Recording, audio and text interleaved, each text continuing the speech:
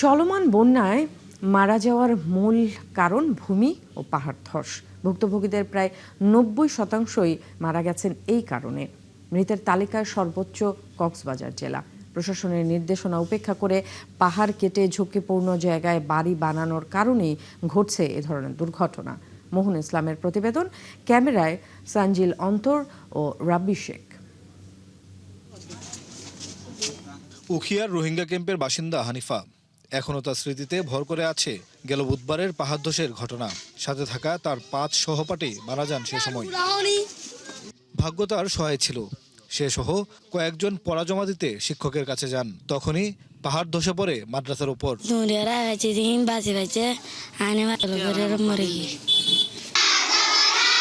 তবে ভাগ্য সহায় হয়নি শাহিদার। তার মা জানান, সকালে মেয়ে মাদ্রাসায় যায়, দুপুরে তার মৃত্যুর খবর পান।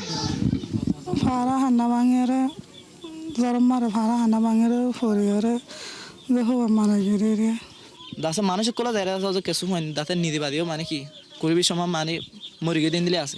একই ঘটনা ঘটে এই ব্যক্তির সাথেও। এতে মারা যায় তার 2 মেয়ে। আইও আর জায়গা মাই শিক্ষক পড়না পড়াই তো দৌড়ে আইসি দে বাঙা পয়েন্ট নেই। এর আগের দিন আরেকটি পাহাড় ধসে রোহিঙ্গা ক্যাম্পে মারা যান 8 জন। এই মাদ্রাসা সহ ভেঙে পড়া বেশিরভাগ ঘরেই নতুন করে অপরিকল্পিতভাবে করা হয়। অসংখ্য ঘর এবং মাদ্রাসা এই এলাকাতে রয়েছে, যেগুলো খুবই ঝুঁকিপূর্ণ।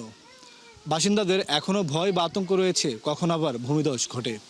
গোটে মানে আর মম্মি কেউ বলে বেশি ডর আছে, তো এই মানে মুকুম বইয়ে আছে। হাইন্দান নাই দে তারা তো নলাইব দে রে তারাতে বই লাগে।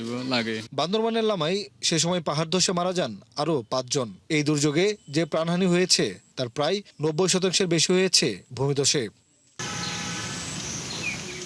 সেখানে দেখা যায় পাহাড় কেটে বাড়ি বানাতে নিষেধাজ্ঞা আছে, তবুও পাহাড়ের চূড়ায় নতুন নতুন ঘর, কটেজ তৈরি করা হচ্ছে। বৃষ্টির কারণে মাটি নরম হয়ে তা ধসে পড়ছে।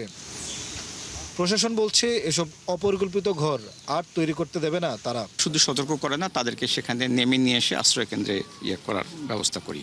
অনেক সময় তারা হয়তো বা আবারও তাদের ইয়াতে ফিরে যায়, বাট আমরা তাদেরকে পদক্ষেপ গ্রহণ করা হচ্ছে। প্রতি বছরই পাহাড় কেটে ঘরবাড়ি, কটেজ, ধর্মীয় প্রতিষ্ঠান গড়ার পুরনো রীতি এই সরকার বন্ধ করতে পারে কিনা তাই দেখার। 4 দিন বিরতির পর উত্তর পশ্চিম বঙ্গোপসাগরে আবারও লঘুচাপ সৃষ্টি হয়েছে। এর প্রভাবে আকাশে মেঘ জমতে শুরু করেছে।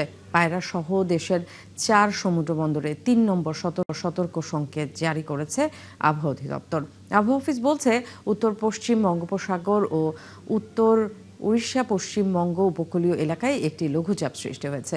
প্রভাবে উত্তর বঙ্গোপসাগর ও বাংলাদেশের উপকূলীয় এলাকায় ঝড়ো হাওয়া বয়ে যেতে পারে। এ কারণে চট্টগ্রাম, কক্সবাজার, মংলা ও পায়রা সমুদ্র বন্দরকে 3 নম্বর সতর্ক সংকেত দেখাতে বলেছে আবহাওয়া অধিদপ্তর। একই সঙ্গে উত্তর বঙ্গোপসাগরে অবস্থানরত মাছ ধরার নৌকা ও ট্রলারকে উপকূলের কাছাকাছি থাকার নির্দেশ দেওয়া হয়েছে।